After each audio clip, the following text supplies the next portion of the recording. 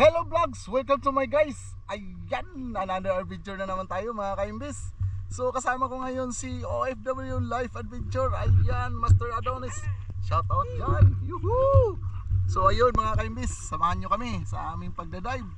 Let's go! Yuhuu! Keep on watching mga kaimbis para enjoy! Bye!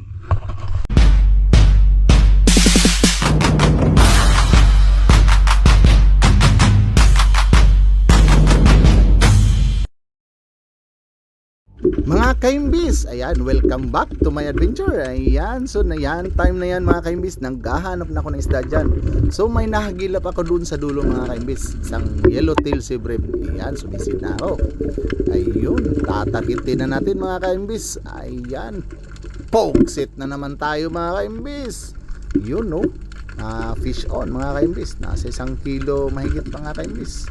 Medyo malaki to mga kaimbis, ito yung una kong isda. Unang isda, unang shoutout. So, shoutout natin yung special natin, si Mary Grace Paula, my loves. Yan, shoutout sa iyo. At syempre, shoutout natin yung lagi sumusubaybay at lagi nanonood sa ating YouTube channel. Kahit ito ay maliit na tahanan lamang. Yan, si D. Livangan TV. Maraming salamat sa iyo, Master. So, maraming salamat din sa pag-comment mo sa last video natin. Ito yung pangalawa nating isda mga kaimbis, sa malaking hamor. Yung hamor mga kaimbis, nasa likod ng bato na yan, yan. So, mautak yung hamor na to mga kaimbis. Pag tuwing pupunta ako sa harap ng butas na yan, yan yung butas na yan sa harap, pupunta siya sa likod. Pag pupunta ako sa likod, pupunta siya ng harap. Ang ginawa ko mga kaimbis, pinagpagan ko sa pins ko doon sa likod, yan. Pinagpagan ko na yan. Tapos yun, lumabas siya dito sa harap mga kaimbis. Yun oh. Pugsit! Ayan.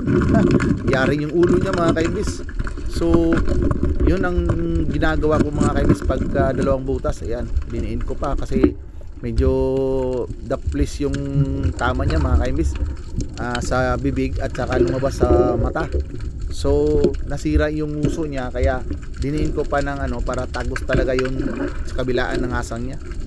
Yun mga kaimbis. So, mamaya binalikan ko yan. Tapos yun, yari talaga siya mga kaimbis. Tirik yung ulo niya mga kaimbis, baliktad siya. Ay, yun no. Nawala yung utak niya mga kaimbis. Pero natagalan ako dito mga kaimbis, itong hamor na to. Kasi mautak nga, ayun no mga kaimbis. Ayun, tumihaya na siya mga kaimbis. Ayan.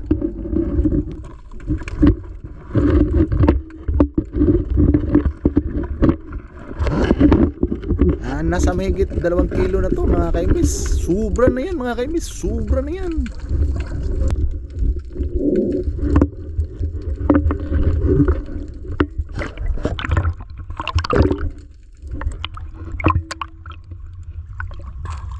Ayos, nakadali na no hamor. Nakachamba na naman. Nasa mga 2 kilo to. Yan mga kaimbis.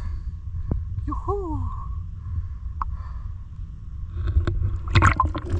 Ito na naman ang pangatlo nating isda mga kaimbis. So, walang iba kundi si yellowtail sea bream. Ayan ang lagi namin nakukuha dito kasi masarap at malaki, malimnam-nam na isda na yan. Yan, oh, yari na naman, nasa 1 kilot kalahati na naman to mga kaimbis. Itong klaseng isda mga kaimbis, nabilong pa rin siya sa family na sea bream. Ayan, tinatawag namin dito yellowtail sea bream or paskar. So, isa sa nagustuhan ko dito sa isda na to mga kaimbis, kahit anong luto, maprito, may escabeche, paksiw, gata, yun, ang sarap talaga niya mga kaimbis. Ito yung pangatlong isda, pangatlong shoutout natin mga kaimbis. Shoutout pa rin natin yung hindi nag-like, hindi nag-share, hindi nag-subscribe. Basta't nanonood sila sa aking YouTube channel or sa aking YouTube videos, masaya na rin ako mga kaimbis. So maraming salamat dyan sa lahat. Ito na ang pang-apat nating isda mga kaimbis, isang malaking hamor mga kaimbis.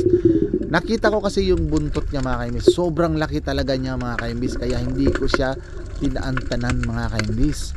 So tiningnan ko yung sa likod ng bato, wala naman siyang ibang maiiksitan. Kaya yun, pabalik-balik ako dyan, yung butas na yan. So mga kaimbis, inantay ko talaga siya na lumalabas or naghahanap ako ng area mga kaimbis, baka mayroon siyang madadaanan. Wala naman talaga. Ayun, nung pagbalik ko mga kaimbis, ayun, natsimpuan ko mga kaimbis, dumikit siya doon sa gilid ng butas. So hindi yun ang harap talaga niya, yung pasokan niya, hindi yun. Mayroong maliit na butas ko. Ang ginawa ko mga kaimbis, tinira ko na lang. Ayan mga kaimbis dyan, no? Yung butas na yan, ayan. Tinira ko na lang para sure na mga kaimbis na natamaan ko. Kasi yun, alog na alog yung yung rod ko. Yan. So dali-dali kong sinyas dyan mga kaimbis. May sign kami na pag-follow up ng isda namin mga kaimbis. Yan mga kaimbis, nakita nyo. Pinagpag ko yung ilaw para makita niya na kailangan ko ng follow up. Ayun. Buti naman ito si OFW Life Adventure. Napakabilis, parang fighter plane. Ang bilis. So, dali-dali siyang pumunta mga kaimbis. Agad-agad nandyan si Master Adonis kaagad para mag-follow up ng tira. So pag punta niya mga kaimbis, nakita ko natitirahin sana niya doon sa gilid ng rod ko. Sabi ko wag dyan, dito na butas, nandyan yung ulo. Yung pagsilip niya mga kaimbis, ayun, tiyempo, ang laki ng ulo. Natamaan niya kaagad mga kaimbis. Ayun, tigok kaagad mga kaimbis yung malaking hamor. Ngayon mga kaimbis, nahirapan kaming tanggalin yung isda kasi naka-across yung rod namin bawat isa mga kaimbis. Sa akin, nasa gilid, sa kanya, nasa ulo. So isang paraan lang talaga mga kaimbis, kundi tatanggalin yung rod ko. So pagbalik ko mga kaimbis, pinilit ko talagang hatakin yung rod ko. Masira man o hindi, basta matanggal para makuha namin yung hamor. Ayan. So awa ni God, binigay naman sa amin yung hamor. Sobrang laki. Tapos hindi naman nasira yung rod ko. Yun mga kaimbis. Pagkata na matama, pero ulo yan. Kaya lang, siguraduhin na. Oh. Yun mga kaimbis. Katatlo ka niya. Mga 2 kalahati or 3. Tatlo yan. Yan. So maraming salamat ni OFW Life Adventure. Tinulungan niya ako. Headshot oh. So yan oh. Kasi dito ko siya nadali. Tagos dito sa sa tiyan. So hindi ko makuha yung rod. Kaya para sure, headshot. Adonis pa.